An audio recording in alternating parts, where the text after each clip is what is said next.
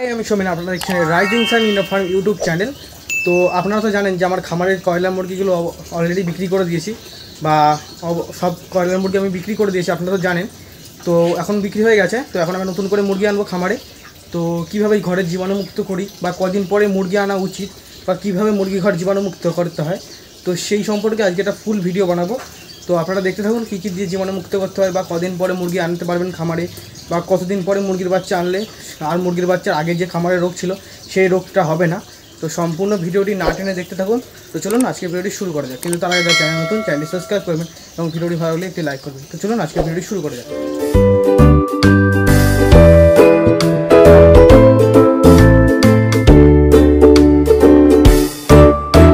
তো আপনারা মুরগি ঘরটা তো দেখতেই পাচ্ছেন, এই যে।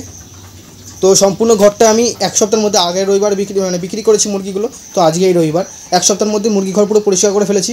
যে কাঠের গুঁড়োগুলো ছিল সেগুলো এই ঘর থেকে নিয়ে অন্য জায়গায় ফেলে দিয়েছি। তো এখন দেখতে পাচ্ছেন পুরো পরিষ্কার আছে মুরগি ঘর। তো এবার জল দিয়ে ভিজিয়ে নিয়েছি, যেহেতু আজকে জীবাণুমুক্ত করব। তো প্রথমে জল দিয়ে একটু ভিজিয়ে নিয়েছি ঘরটা। তো নতুন করে আবার মুরগি আনবো। তো বলে দিই যে মুরগি ঘর যত মুরগি ওঠার পরে, তো মুরগি যখন আপনার সেল হয়ে যাবে, তো যত তাড়াতাড়ি সম্ভব আপনারা মুরগি ঘরটা পরিষ্কার করে ফেলবেন, বা আগের যে লিটারটা সেটা এই ঘর থেকে সরিয়ে ফেলে আবার নতুন করে এই ঘরটা তাড়াতাড়ি পরিষ্কার করে রাখবেন, যাতে এই ঘরটা তাড়াতাড়ি জীবাণুমুক্ত করা যায়। কেন এখান থেকে নয় আরও নতুন নতুন জীবাণু বা পিঁপড়ে হয়ে মুরগি ঘরটার অবস্থা আরও খারাপ হয়ে যেতে পারে, বা আরও রোগ জীবাণু বাসা বাঁধতে পারে। তো সেক্ষেত্রে যত দ্রুত সম্ভব আপনারা কাঠেরগুলোগুলো সরিয়ে ফেলবেন, দিয়ে মুরগি ঘর পরিষ্কার করে জীবাণুমুক্ত করে ফেলবেন। তো আমি ওইগুলো কাঠেরগুলো সরিয়ে তো চারিদিক দিয়ে ঝুল টুলগুলো ঝেড়ে নিয়েছি। তো দেখতে পাচ্ছেন যা ঝুল ছিল সব ঝেড়ে নিয়েছি। এবং আপনারা একবার যখন মাল উঠে যাবে বা মুরগি বিক্রি হয়ে যাবে, তো 15 দিন পরে আবার নতুন করে মুরগি আনতে পারেন খামারে। তো একবার মুরগি উঠে গেলে 15 দিন পরে আবার খামারে মুরগি আনতে পারেন, নতুন মুরগির বাচ্চা বা মুরগি আবার আনতে পারেন। তো সেই আনার আগে 15 দিন আগে তো আনবেই, 15 দিন পরে তো আনবেন, কিন্তু তার আগে মুরগি ঘরটা কীভাবে জীবাণুমুক্ত করবেন সেটাই বলি। কী কী দিয়ে জীবাণুমুক্ত করবেন সেটাই আপনাদের সম্পূর্ণ আমি দেখাবো, যে এই জিনিসগুলো দিয়ে মুরগি ঘরটি জীবাণুমুক্ত করলে আপনার মুরগি ঘর পুরো 100% জীবাণুমুক্ত হবে, বা আগের চালানে বা আগের লটে যে মুরগিগুলো যে রোগ হয়েছিল সেই রোগ আর হবে না। তো সেটাই আপনাদের আজকে পুরো শেয়ার করবো। তো ভিডিওটি না টেনে শেষ পর্যন্ত দেখতে থাকুন, এবং আমার ভিডিওটি যদি আপনাদের ভালো লাগলে একটি লাইক করবেন, আমার চ্যানেল নতুন থাকলে চ্যানেলটি সাবস্ক্রাইব করবেন। তো চলুন সম্পূর্ণ আমি আপনাদের বলছি কী কী দিয়ে আপনারা খামার জীবাণুমুক্ত করবেন। 2000 years later. তো আমি এটা দেখাচ্ছি যে আমার খামারে আমি কী কী ইউজ করে খামার জীবাণুমুক্ত করে, সেটাই আপনাদের সাথে শেয়ার করব। তো দেখাচ্ছি, দেখছেন প্রথমে রয়েছে চুন। তো আস্ত চুন এগুলো, তো আস্ত চুন রয়েছে। তো আস্ত চুন দিই, এবং এই যে তুতে রয়েছে, তো এই তুতেটা দেবো। আস্ত চুন, তুতে, নীল এবং চুন দিয়ে একটু গুলিয়ে নিলাম। তো এইবার এই যে দেখতে পাচ্ছেন ব্লিচিং পাউডার, তো ব্লিচিং পাউডার আর এই যে কেরাসিন তেল, তো এইগুলো দেবো। তো এই যে কেরাসিন তেল যাতে পিঁপড়ে টিপড়ে না হয় এই কারণে দেয় কেরাসিন তেলটা, এবং ব্লিচিং পাউডার জীবাণু ফাঙ্গাস মরার জন্য। আর চুন তো জানেন, চুনের অনেক রকম কাজ আছে, এবং এই তুতে। তো এই 4 রকম দিয়েই আপাতত ঘরটা জীবাণুমুক্ত করছি। তো এইভাবে আমি করি। তো এই যে দেখতে পাচ্ছেন। তো চলুন সব দিয়ে মিশিয়ে কী করে দেবো দেখাচ্ছি আপনাকে। কেরাসিন তেল এবং ব্লিচিং পাউডার, তো এই দুটো দিয়ে দিয়েছে এর মধ্যে। তো এই যে, তো এখন কীভাবে দেবেন সেটা দেখাবো। তো পুরো ঘরের কোনো কোনা বাদ দেবেন না। তো ওটা ভালো করে মিক্স করে নিয়ে,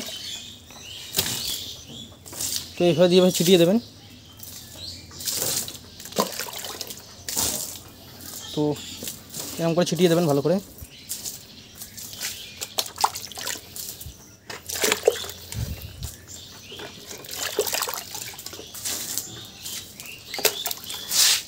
তারপরে ঝাঁটা দিয়ে টেনে দেবেন।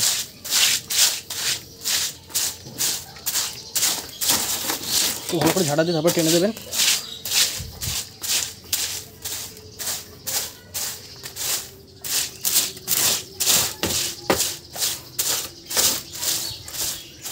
তো পুরো সুন্দর করে পুরো কোনায় কোনায়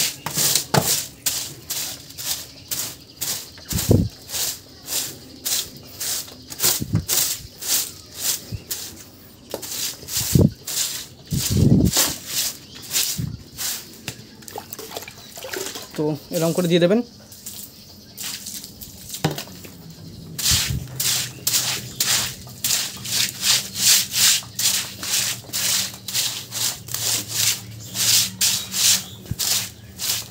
দেখতে পাচ্ছেন আমি কিরকম করে দিচ্ছি। তো কোনো জায়গা বাদ দেবেন না, যেহেতু এরা মেঝে হচ্ছে। তো এই ফ্লোরে যেহেতু মুরগি থাকবে, তো ফ্লোরটা ভালো করে জীবাণুমুক্ত করতে হবে।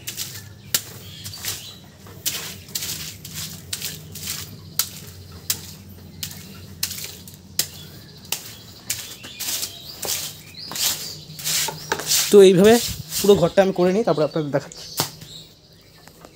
2,000 years later. এই গেছে প্রায়, দেখতে পাচ্ছেন এই যে। তো এইভাবে আপনারা জীবাণুমুক্ত করতে পারেন আপনার খামার। তো এইভাবে আপনাদের খামার আপনারা জীবাণুমুক্ত করতে পারেন। তো আর এইটুকুনি আছে, আর এইটুকুনির জন্যই। তো এরকম করে ছিটিয়ে দেবেন, তারপর এটা শুকিয়ে যাবে 1 সপ্তাহের মধ্যেই। তো তারপরে আপনারা বাচ্চা তুলতে পারবেন আরামসে।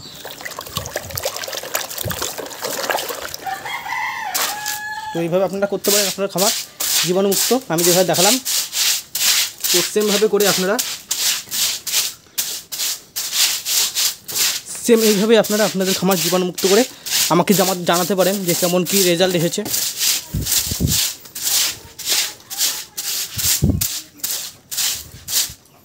বুঝলি?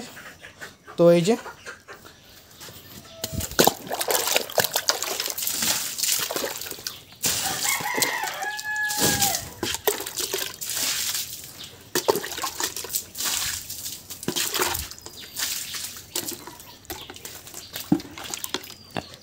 তো হয়ে গেছে, দেখতে পাচ্ছেন। তো এবার একবার করে ঝাড়তে দিলেই কম পাচ্ছেন, সম্পূর্ণ হয়ে গেল। তো আধ ঘন্টার মধ্যে হয়ে গেল পুরো ঘরটা।